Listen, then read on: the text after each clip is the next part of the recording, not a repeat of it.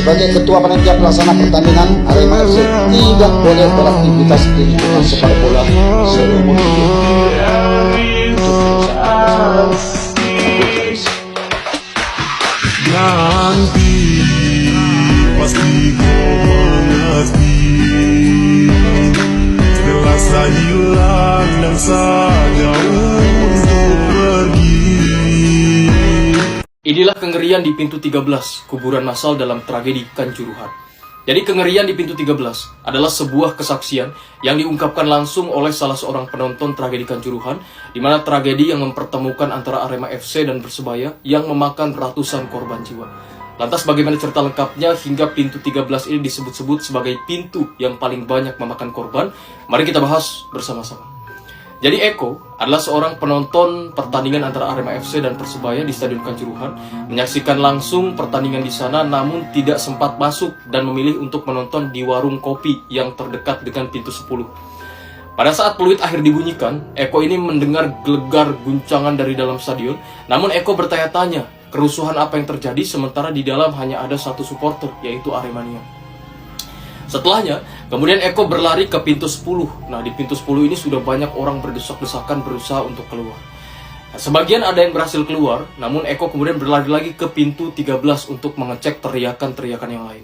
Nah, ketika di pintu 13 ini, Eko mendengar jeritan, tangisan dari anak-anak, dari orang tua, meminta tolong untuk dibukakan pintu 13 karena pintu 13 ini tertutup sangat rapat, sementara di dalam terdapat ratusan orang menunggu untuk dibukakan pintu 13. Dan di dalam lebih parahnya lagi terdapat tembakan gas air mata yang lantas menutup mata-mata orang yang ada di pintu 13. Selanjutnya kemudian Eko ini berlari meminta pertolongan dari aparat untuk dibukakan pintu 13, namun justru Eko malah ingin dipukul oleh aparat yang kemudian dia melaporkan hal ini.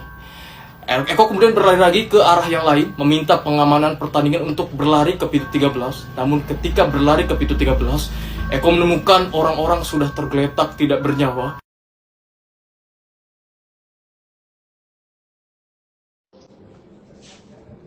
Halo, assalamualaikum Kin. Iki tolong sebar luasno di grup-grup supporter Aremania, bu di arek Kurvasud, bu di arek Texas, bu di arek endi wis. Pokok serbarno, nok konco-koncomu bareng, hati-hati gawe para supporter saiki wis akeh sing diculik siji-siji, makane lek ono polisi teko, hati-hati ono sweepingan pokok indine saiki, polisi nyulik siji-siji, pokok lek ono polisi teko lek iso gerudukan arek akeh langsung wis, hati-hati yo, sweepingan sak Malang iki, sweepingan geden-geden.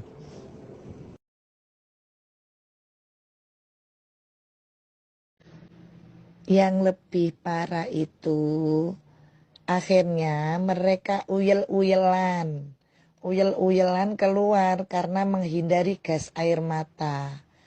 Nah, gas air matanya sebetulnya sih nggak terlalu kok.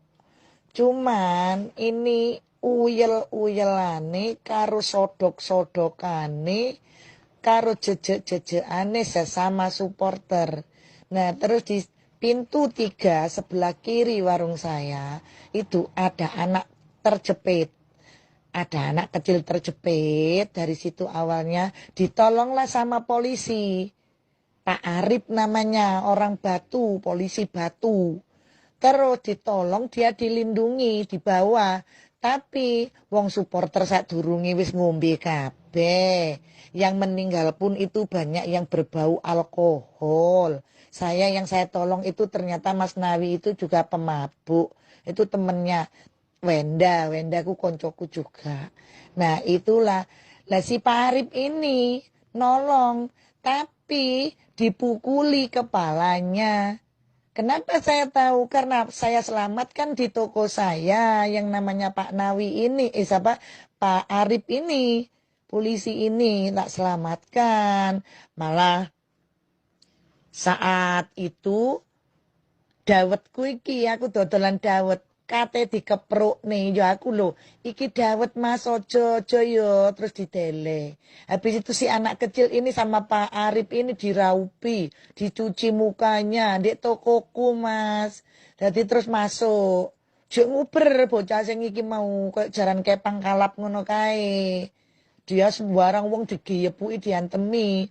terus ditambah lagi, tambah lagi, karena mereka mabuk dan banyak yang konsumsi obat terlarang gitu loh.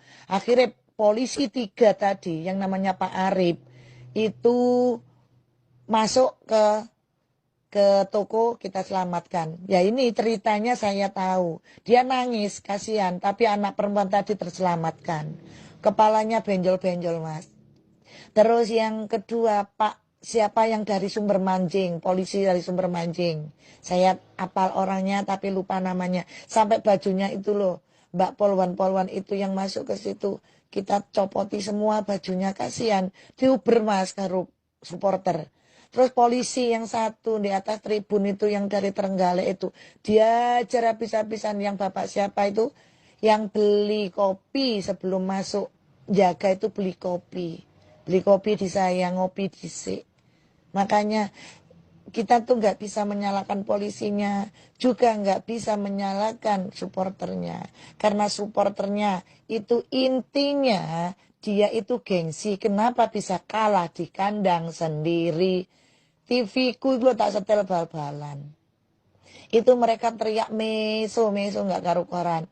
Wes gelut ae ngene iki, gelut ae lah. Itulah. Itu ada Pak polisi di situ jaga. Mek guyang-guyu tok Pak polisinya. Terus ya sudah itu.